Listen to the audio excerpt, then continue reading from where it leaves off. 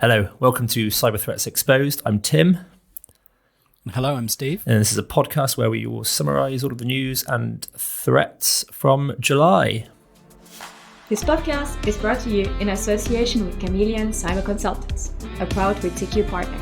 Chameleon empowers SMEs to unleash growth with tailored cybersecurity strategies. So we've had quite an eventful month, haven't we, in July, Steve? And some of it's been in the threat space and some of it hasn't. Yeah, lots and lots of things have happened. And slightly annoyingly, the thing that I feel like everyone, including us, has spent the most time talking about has been not a cyber incident. It's been an incident that was cyber. Certainly, and I'd agree. Crowdstrike, of course, you've got to be living under a rock. I don't think I've ever had as many text messages from people who couldn't care less about the world of cybersecurity and friends and family. Exactly. No, mum, you don't have to worry about Crowdstrike. Yeah. Do you want to talk about it, Steve? Not really, no. No, I don't think so. There's enough out there. I don't think anything we could say would add any value or perspective. I think it's been covered to death. What we are going to try and do is cut through all the Crowdstrike noise and deliver pure, unadulterated threat updates to you all. Exactly. And on that note, we're going to talk about something else. Oh? Well, something that's not Crowdstrike. Oh, yeah. Which is, hopefully a welcome relief to everybody. I can't say we're not going to talk about AI as well. I think we're going to talk about AI a little bit. Well, brush up against it. Okay. Do you want to take us away then? Do you want to start with the kind of top stories for you? I think probably around the world of ransomware this month. Start with ransomware, Steve. What are the kind of top stories of ransomware? Well, there's been a lot of top stories of ransomware this month. It's one of those, it's ransomware all the way down kind of situations. Excellent. But I think the big one is the big one. You'll see what I'm saying that in a second, it will all become clear. Is that a reporting emerged that a company paid the largest known ransomware payment ever to the Dark Angels ransomware group, who most people have never heard of. And in a slightly unfortunate bit of kind of anonymized reporting, it was described as coming from a Fortune 50 company who had a ransomware incident in early 2024. And as you may notice, there are only 50 Fortune 50 companies. And fortunately for us, I keep saying Fortune and now I'm aware of it. But fortunately for us, very few of them had ransomware incidents. In fact, it was appears to be, they haven't confirmed, but a company named Sencora who had a ransomware incident in February of this year. And they are a huge company with multi-$100 billion turnover and all of this. And so they notified regulators they'd had a ransomware incident that occurred in February. I think twice since they have updated the regulator to say it was more impactful than known and more data had been stolen than known. It affected them, their subsidiaries, and their partners. And by partners, this is what's known as a pharmaceutical giant. So while we haven't heard of them, we've definitely heard of Pfizer, Johnson & Johnson, GlaxoSmithKline, Bayer, all of these huge multi-$100 billion companies. Who haven't had an incident themselves, but the data may have been contained within. Okay, so there might be, So they've said data that belonged to them or was in their custody or whatever was actually stolen via Sencora because they were partnered with them. So we know that Dark Angels ransomware had the largest ransom payment in history. And we know that $75 million, yeah. And we know that Sencora have had a ransomware incident, and we're kind of putting those together. Yes, exactly. And that payment, it's big, but we kind of get used to big numbers, really, when we're talking about cybercrime sometimes. But to put that in perspective, that is roughly the same payout that Klopp are estimated to have gotten for the entire Move It campaign in 2023. The biggest campaign and series of incidents of 2023 netted them an estimated $75 to $100 million. And a single hack by Dark Angels has gotten them 75 million. Let's put that into perspective a little bit, because it's really interesting the way we track ransomware data, and we largely do it as an industry, but ourselves as well. where we will look at the volume of companies that are being posted to leak sites over that month, and we treat that with a pinch of salt, and we run a few assumptions over that data. We kind of assume that there was roughly an equal paying proportion for all of the victims for all of the months. However, if you look at it this way, in terms of the money, it paints a really different picture, because the month that Klopp posted all of the victims from Move It, and that was a mass campaign in almost a single fell swoop. They compromised hundreds of organizations and stole data en masse and ransomed them. And they took, and in that month, the numbers on the ransomware breach site were the highest we have ever seen. I think even at its peak, numbers weren't hitting that high. And it's largely commonly cited as the worst single month in ransomware history. However, if you now look at Dark Angels in a single ransomware case, or at least what we think is a ransomware case, we've got some confidence behind that. We can see that in monetary terms, the impact was the same.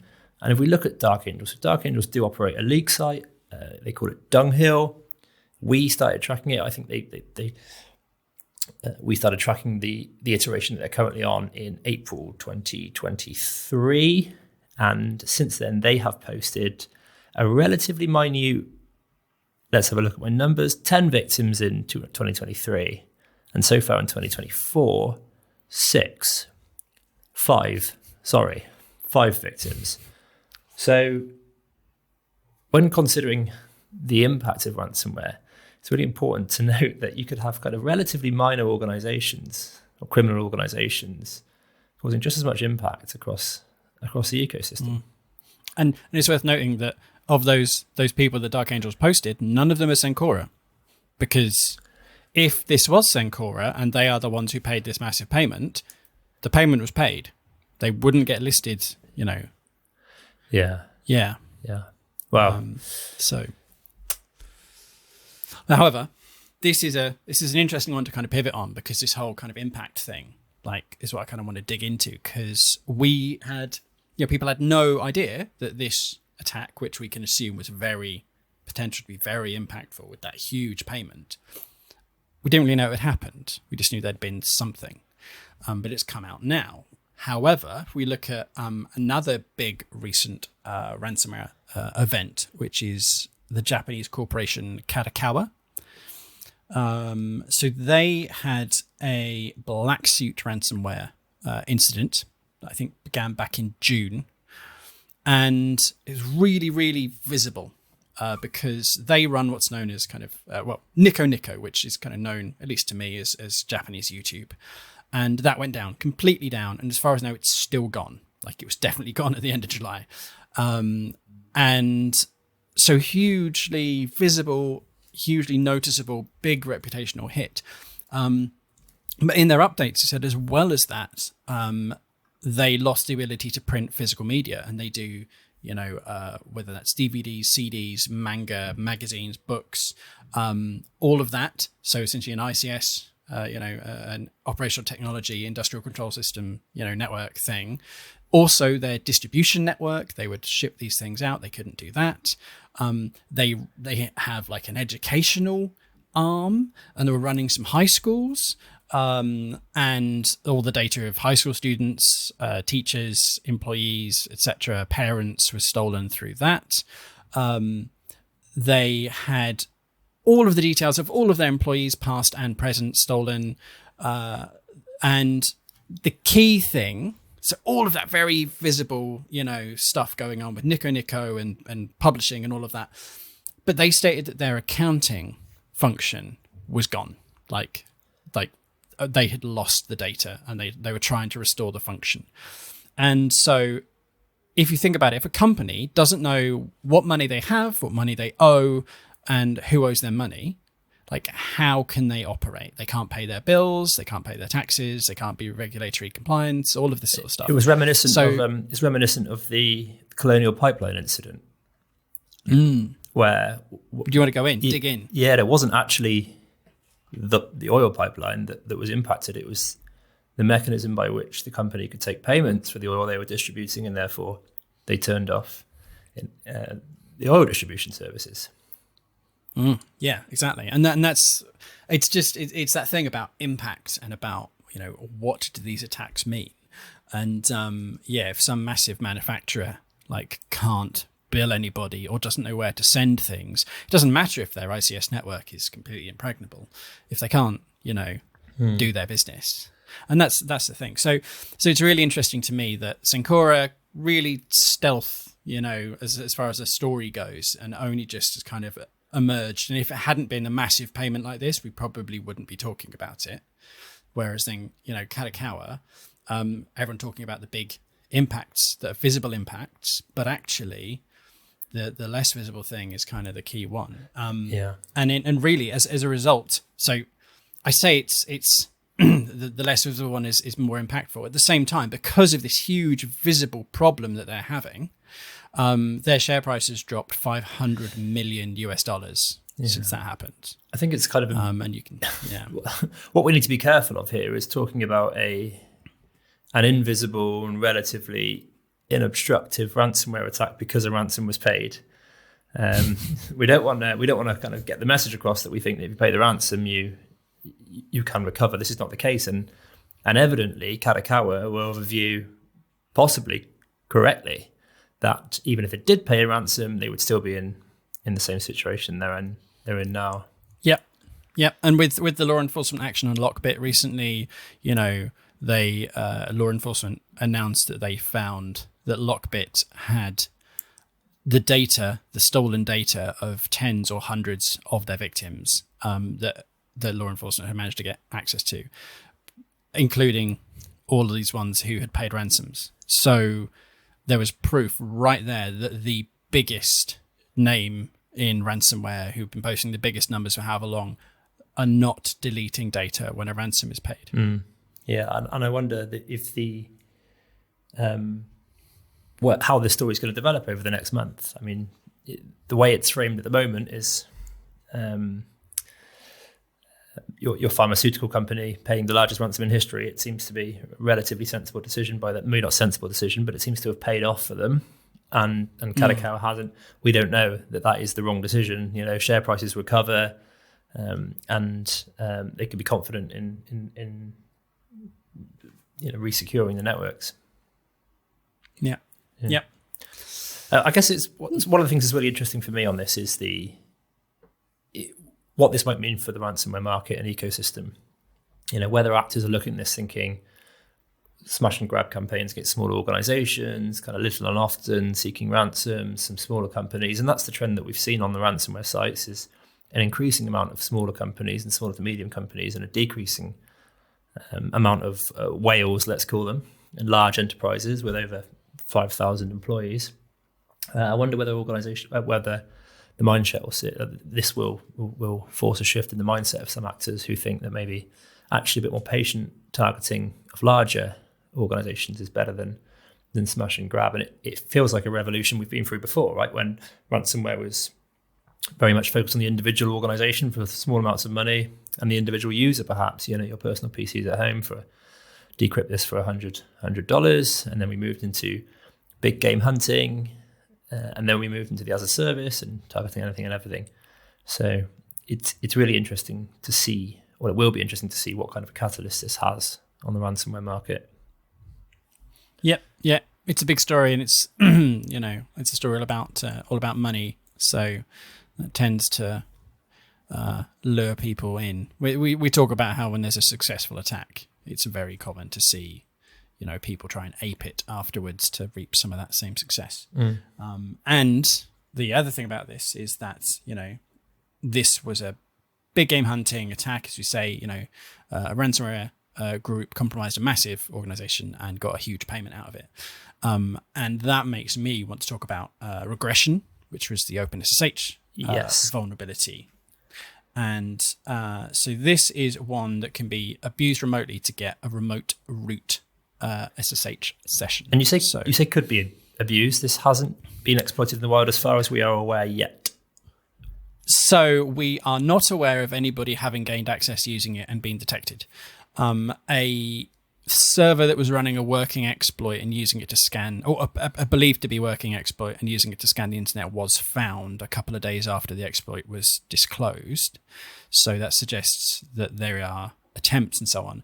But this is what's known as a race condition. So there's some code where if one branch of the code finishes before another branch of code, then it leaves it all in a kind of unstable sort of situation. And that unstable situation is one that you can take advantage of in a certain tiny % of times. So if you repeatedly do this attack, there's a chance that you'll be able to get a root session onto the server. And by repeatedly, there's the researchers said it could take up to a week to get a successful logon, basically. But all you really have to do is sit on the internet and run this thing in a virtual machine or whatever, targeted against an IP or however many IPs as you want, and you can get yourself a root session. And a root session is total administrative control over the box that you've compromised. Yes, total control. And so people have said, "Oh, it's very academic. Who's going to spend a week, running a process to get access?" And I'm like, A, you've obviously never run a thorough port scan before. And B, like, I don't know, somebody wants $75 million might sit there for a week and go, yeah, sure, I'm going to run this program in the background on a virtual machine pointed at, some massive company. Because if they get in, they've got the chance of making millions of dollars. And that makes people patient. Yeah. So this was really interesting for me, this topic around regression, because as you quite rightly mentioned, people are almost kind of looking down upon the potential impact of this vulnerability because it took a lot of effort to exploit. I think we've just demonstrated really how, with a bit of effort and exploiting a single organization that is big enough and that is inclined to pay ransoms, there is a healthy reward for criminals. Yeah, and it applies to, OpenSSH, which is the reference implementation of the SSH protocol, meaning that's meant to be spot on what the protocol is. And so any other implementations, anyone else writing code that's trying to implement SSH, is trying to emulate OpenSSH. So it's everywhere. It's used by Cisco. So Cisco put out a list of devices of theirs that are affected, and it's 150 lines long. Which is great, which is really good for Cisco, actually, I should say. So that's not that's excellent. And the reason is because these kind of open source implementations of a technology are notoriously difficult to patch away because you just don't know where they are. So their transparency is brilliant. And like, they put it out, and I am certain that like every other maker of network hardware, infrastructure, etc., is in the same boat with having almost everything running OpenSSH-based stuff. Apparently, it doesn't appear in the OpenBSD-based systems, but if it's Linux-based and it's not OpenBSD-based, then it's almost certainly vulnerable. And it's also looking at months of work, because every one of those 150 different things that Cisco have got, is going to require probably a different patch and different testing, and everyone else is going to be going through the same thing. So we could be looking at like months of vulnerability, even with the best, will and intent there is. Yeah, I think it was lost somewhat in the noise of CrowdStrike, and it was also kind of lost somewhat within its own noise of people who were jumping around and making a huge song and dance and really hitting the panic button over aggression. And then it was possibly, I think in my view anyway, I don't know if you agree, but it was over-tempered by some people. I think we are neither of the camp of this is a major panic stations and we need to stop the presses and work on it. But also we don't fully subscribe to the argument of because it takes so much effort to exploit, it won't be a huge and systemic issue. I think we fall somewhere in between of those two positions. I still think we are. Well, I like to think we are taking it seriously in with Secure still. Mm-hmm. Yeah, definitely. It's a really big thing, and it can have a really big impact on big organizations. Which brings me to another big impact on a big organization. Because there are a lot of those. You're writing your own segways here, Steve. You're going to leave me without a job soon. Well, you'll just have to work on them, won't you? Yeah. So this one, the big organization in question is the country of Indonesia. So they had a brain cipher ransomware attack.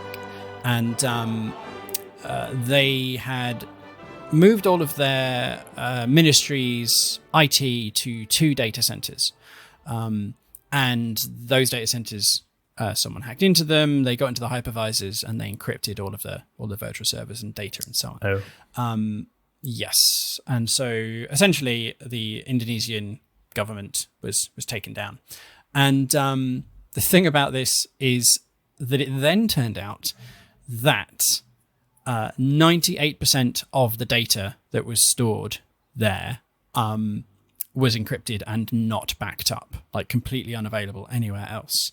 Because it turns out while they had backup capacity built into the data centers and so on, it cost extra and wasn't mandatory. It was totally optional. So 98% of the government bodies who were using the data center looked at additional cost and not mandatory and didn't do it. And so, all of it was essentially lost. And this led to a brilliant, I feel, quote that was said verbatim in the Indonesian parliament discussion about this, where someone said, "This is not a governance problem, it's an idiocy problem," which is harsh, but you can see how emotions might have been running a little bit high when the country had been encrypted. Yeah. I think possibly forgivable if you are a small organization, a mom and pop bakery, as we like to describe it, but maybe not if you're the infrastructure team for a country.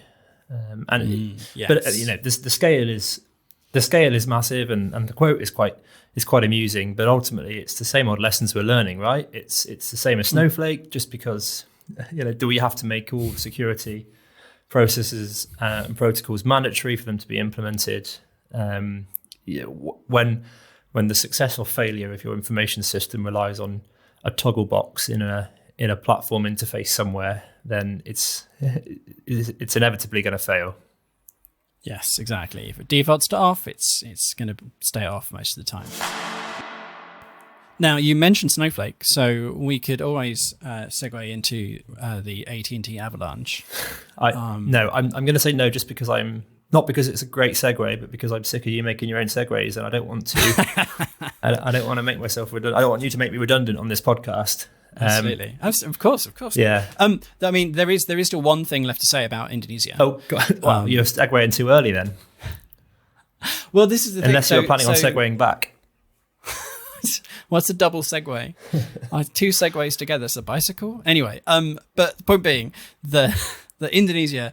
So they were completely screwed, essentially. And then suddenly it got better when the Brain Cipher ransomware group just decided to give them back like the encryption key and apologize, and also set up like a GoFundMe page or whatever for people to give them tips, like to give them money to say thank you for decrypting the Indonesian government's data. I don't know how successful that was, but they were very apologetic about it, and also, and by the way, pay your IT people more. And those things put together just made me go, that's a bit weird. Yeah. Because, why would a Russian ransomware group care about the level of disruption to Indonesia that they have caused? Like, it's not going to increase their risk of real-world consequences. It's not going to affect them directly. But if they are local to Southeast Asia or even in Indonesia, is that whole "and pay your IT people more" made me think. What? So was it an actual GoFundMe, or was it just we are taking donations to this Bitcoin address? We're accepting donations. I don't know what, but it was that was the vibe. Yeah. Oh wow. Just a bit strange. Yeah. Well, let's finish off the ransomware section, and then we can come on to the ever depressing topic of data leakage and things like that. I mean, we've already talked about on this podcast how looking at the numbers on leak sites doesn't always show you the full picture. I still think it's probably the best wet finger in the air we've got, so we'll kind of come into those kind of figures now. You've got to put your best wet finger forwards. Put your best wet finger forward. Not even going to touch that. And I'm just going to talk about numbers. Neither would I. Yeah.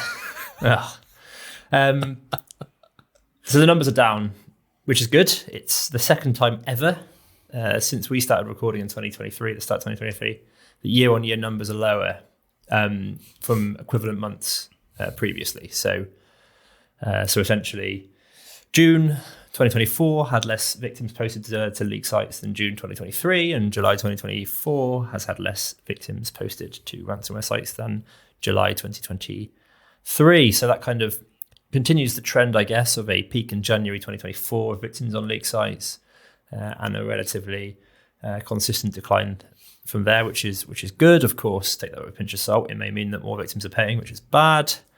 There were 400 new and unique organizations posted to the leak sites, at least kind of claimed as victims by threat actors. So numbers have crept up a little bit from June by 94. And Lockbit as well, coming slightly more back into the picture. I think they posted 9 victims in June and 40 in July. And that's percentages, it's a huge increase. But in reality, 40 is much less than Lockbit have ever kind of posted pre-Op Kronos and the law enforcement action. Yeah, and it's really great to see. I mean, it's the level of disruption to Lockbit is just visible in the numbers and visible in those graph lines. They've also the disruption to the group itself. Forget to the disruption to their operations, but to the group has seemed kind of visible in how their infrastructure has been kind of yo-yoing around. Lots of changes, lots of weird things going on with their comms channels. Yeah, I mean, just to come in on that, I think that's really important, because I think the two biggest the single impacts on the ransomware ecosystem this year have been Black Cat's exit scam, where they essentially took $22 million of Change Healthcare's ransom payment, didn't pay their affiliate and left the market, and Lockbit being taken down by law enforcement. I think it's becoming kind of clearer and clearer that they are really in a state of refurbishment in terms of infrastructure, chat sites, leak sites, even personnel. They spoke around a partnership with another ransomware variant, a relatively prolific one called Play Ransomware this month. So yeah, Lockbit is really in a state of rebuild, I think. Yes. So we'll kind of see where that one goes, and obviously see where the rest of that whole industry goes as well. Yeah. All right, you can talk about your data leak now section, Steve. Sorry for not letting you transfer to it earlier. What's my data leak? Forgotten. AT&T. Oh yeah, them guys. As you can see, we're very well prepared here. We are on script. Very heavily prepared. Absolutely. That's me to a T. Right. So basically, we've been rambling about Snowflake for months now, it seems. Snowflake finally enabled admins to enforce multi-factor authentication within their tenants and so on. So basically, the admin can go, right, everyone's got to use MFA, and that's good because that would have prevented or impeded a lot of the Snowflake attacks that have been going on. Like, it's listed as one of the big issues that caused this. Unfortunately, around the same time, AT&T, big American ISP, telecoms, network infrastructure, everything provider, stated that nearly all of their customers' call records had been stolen, including customers of any providers who use the AT&T network. They were stolen through a Snowflake account compromise. And basically, by nearly all, they mean 110 million different people are going to be notified that their call records were stolen. And by call records, they mean phone numbers that they called. Phone numbers they called, phone numbers they called from, and this is the big one, I think, for me, information about what cell tower they were connected to when those calls and texts were made and sent. Because that is essentially geolocatable data. In some cases, in dense urban environments, down to a few hundred meters. So if you've got that data and you've got some phone numbers, you can not only find out where they were whenever they made a phone call or text, but you can find out where people who called and texted thenware as well. You can start building, these kind of maps and networks of people. And that sounds like something that intelligence organizations around the world and creepy spyware people would love to get their hands on. Now, that data apparently covers the periods May to October 2022 and around January 2023. So it is a limited time frame. But even so, 6 months worth of American, geolocatable data. It's big. It's become a real mess, hasn't it? The amount of data breaches that we are experiencing now. I don't think a week goes by without a major data breach anymore. Mm-hmm. I would be interested, and I don't want to do this research because of I've got other things to do and for the sake of my mental health, but just actually looking at kind of the percentage of the populace, the global populace, that are impacted in data breaches, I think is going to be shockingly high at this point. It is, I'd kind of be surprised if there wasn't an awful lot of data around me that's been leaked, and we're almost becoming desensitized to it. I think at least within our team, when we discuss these, it's a real serious problem. Yeah. All right. Well, on that cheery note, we can move on. I think one of the things, one of the good news is, I'm gonna cheat as we sometimes do, and stray into August a little bit on this section. But I think a real good news story is the Olympics. One from a kind of sporting achievement perspective, but two from the unsung heroes. I love seeing other people run. Exactly. Yeah, well, I love the Olympics this year, by the way. With Secure and other organisations put out threat assessments before Paris. I think there was an expectation of it being targeted heavily. I think there was less of an expectation of it kind of being successfully targeted. But I thought maybe now we could just do a bit of a summary of the kind of topics and stuff. I think the very first point to note is there didn't seem to be, at least as far as we are currently aware, one day after the Olympic closing ceremony, didn't seem to be any catastrophic cyber incidents that impacted the games, which is brilliant. No, yeah. There was, as kind of expected, at least claims from hacktivist groups targeting the Olympics. Cyber Army of Russia Reborn, who I think had some members sanctioned last month, had at least claimed to have started targeting the Olympics. It probably transpired that they were slightly too hard a target, so they were actually targeting the Olympic sponsors.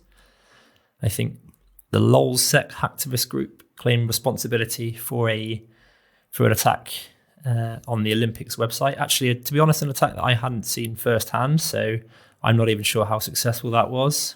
If you've got to state that you made an attack to get someone to notice, then it wasn't a great attack, was it? yeah. But obviously, that's probably the most direct attack on the games that we observed, at least in the cyber realm.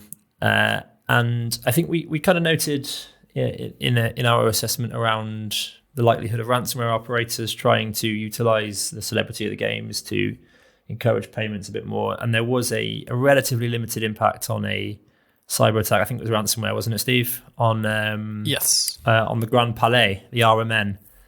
And I think, incidentally, impact was limited. So kudos to the blue team over there.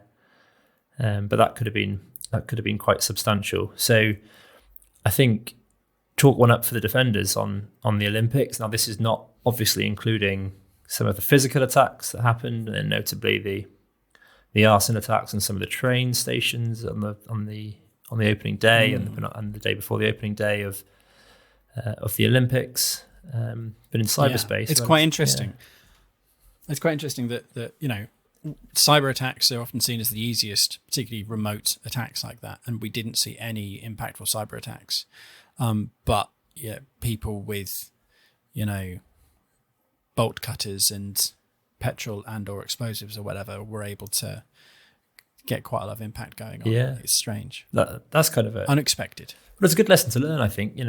These kind of adversaries will look at impact, and then we'll look at their toolbox, of which cyber will be one element, and a can of petrol will be another. Good. Okay, well, that's more positive news. Kind of touched upon hacktivism in that. Is there any other kind of hacktivist stories that we should care about, Steve? So there's kind of a couple of hacktivist stories. And interestingly, this month, the stories weren't really about necessarily big hacktivist attacks. There were instead a number of law enforcement actions, like international law enforcement actions against hacktivist groups and hacktivist tools. So we mentioned Cyber Army of Russia _reborn. And they have been linked to a Russian state APT, threat actor before. So closely tied, it seems, to the Russian state. And 2 individuals were sanctioned by the US, like named and sanctioned, and one's described as the leader and one is the primary hacker. And kind of interesting there is that in the sanction details, they've said that the hacker for the group was developing training materials on targeting ICS networks, and would be looking to distribute those to other groups. So that's kind of interesting. That's not something you'd expect to see from a standalone hacktivist group. But it's absolutely something we would expect to see from the APT. A sock puppet. Yeah, yes. that backs them up. Which has precedent for targeting ICS, particularly in Ukraine. It will surprise nobody to learn. Exactly.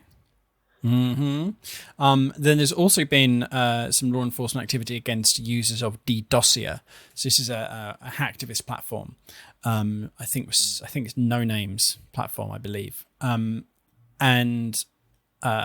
authorities in Spain have arrested 3 different individuals across the country for use of DDoSier in attacks on NATO governments and entities.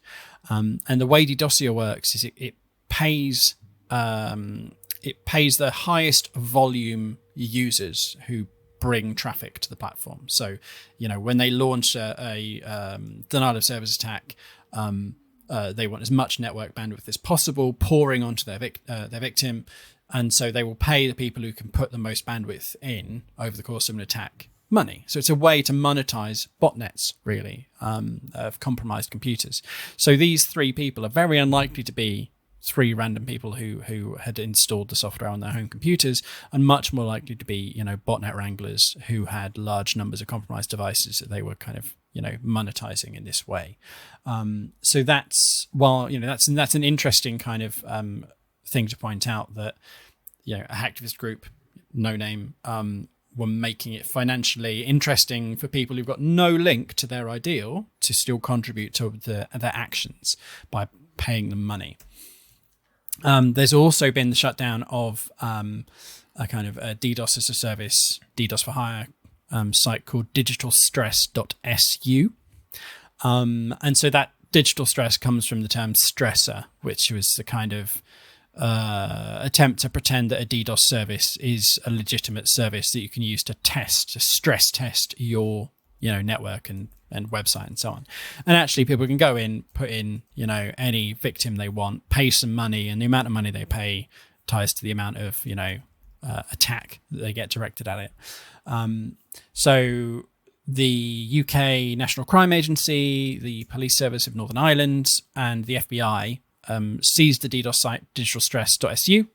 Now, SU is Soviet Union, so it's the former Soviet Union's top-level domain, which apparently people use because they think it would make it harder for law enforcement to seize.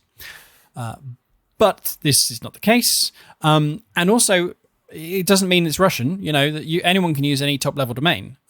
It's not necessarily someone in the Soviet Union, or former Soviet Union, rather. And the fact that the PSNI, the Northern Irish Police, were involved does make it look like possibly the people running this were in Northern Ireland. Now, the law enforcement agencies have mirrored the site. They've kind of logged what people were doing, and they've started, getting in touch with them and giving them, warning them via the site's chat functions and stuff like this.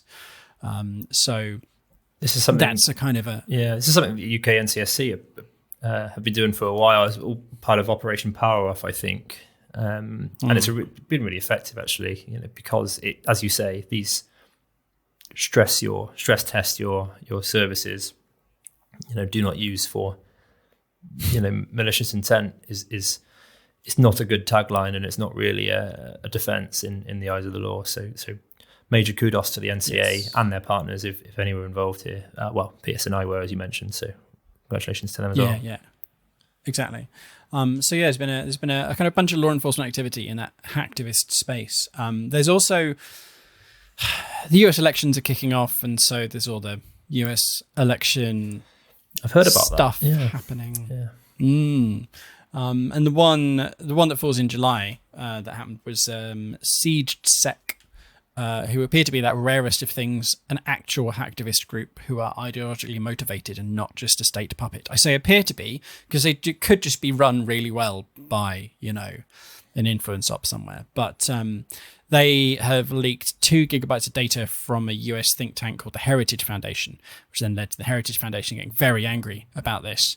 And lots of kind of claims and counterclaims and so on and so forth. But SiegeSec shortly after announced that they were disbanding for, quote, their own mental health and also to avoid the eye of the FBI. I think the FBI thing's probably the big one there and would, I suspect, affect their mental health. But yeah, so I think possibly things have gotten a bit hot and they've done that. We'll see what happens. Yeah, well, good. That, again, positive because, and it kind of goes to show that, the FBI acting by, if we pretend that they are not a friendly jurisdiction, but by sanctioning individuals, it's not just one shouldn't just think, well, they're never going to get arrested, therefore, what's the point? It does act as a deterrent as well. So again, a good news story.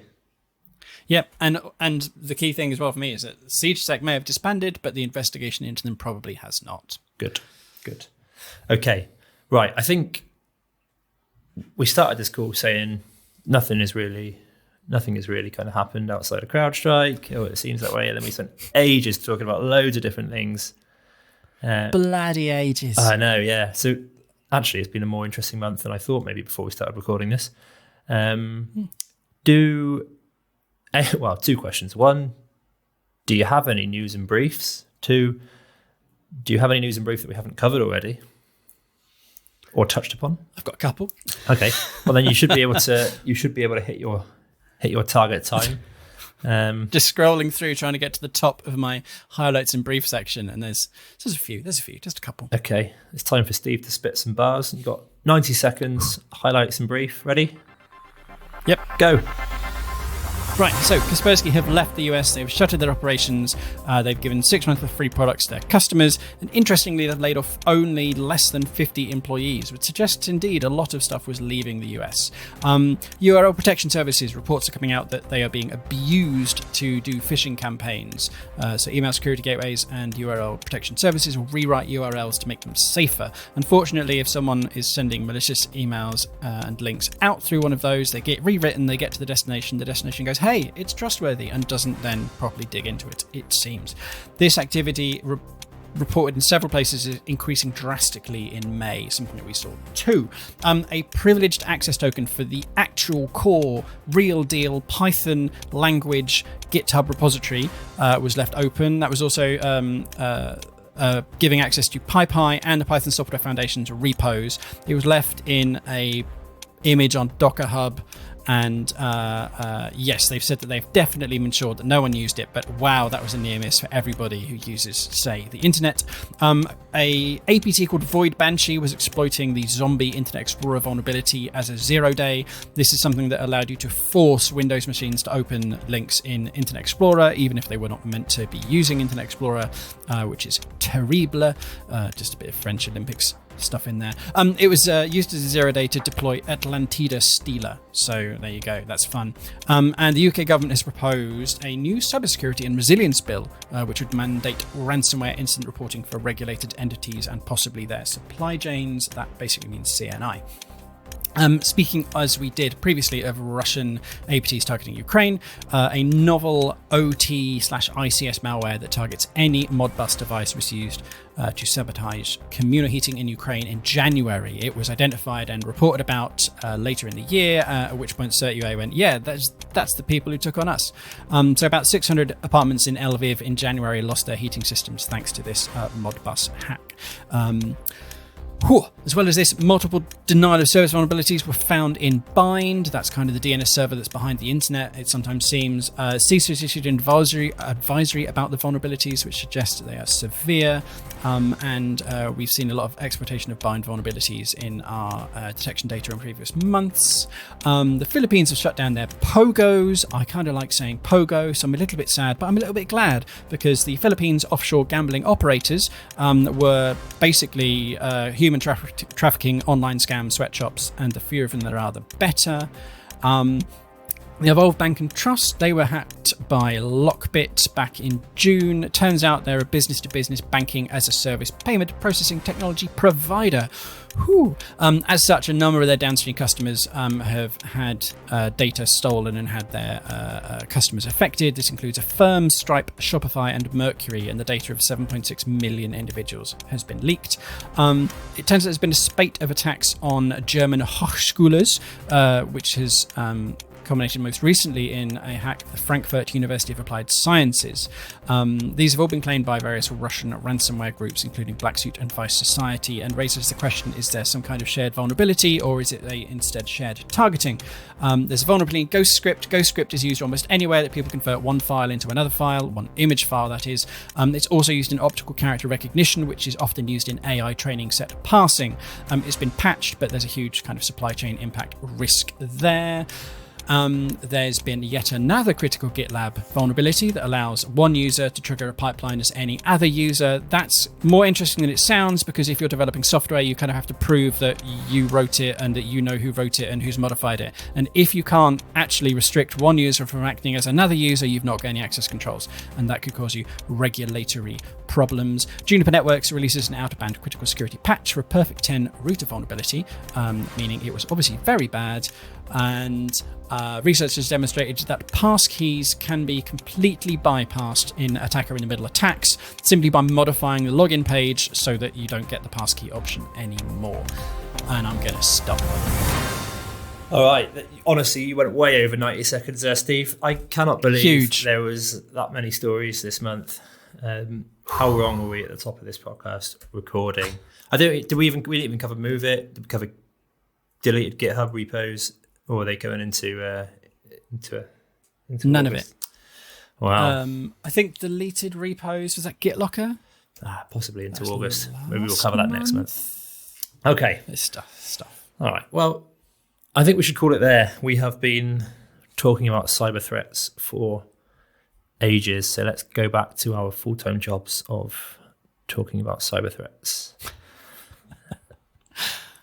Thanks very much. That's what we do best. Yeah, thanks very much for listening. Cheers, everyone. This podcast was brought to you in association with Chameleon Cyber Consultants. For more information on tailored cybersecurity strategies, visit chameleoncyberconsultants.com. The unsung heroes in the socks and the knocks of Paris 24. Is that a hockey term? The socks and the knocks. The socks and the knocks. Wow. Oh no, can we edit that one out? There are some jokes that I just won't tolerate.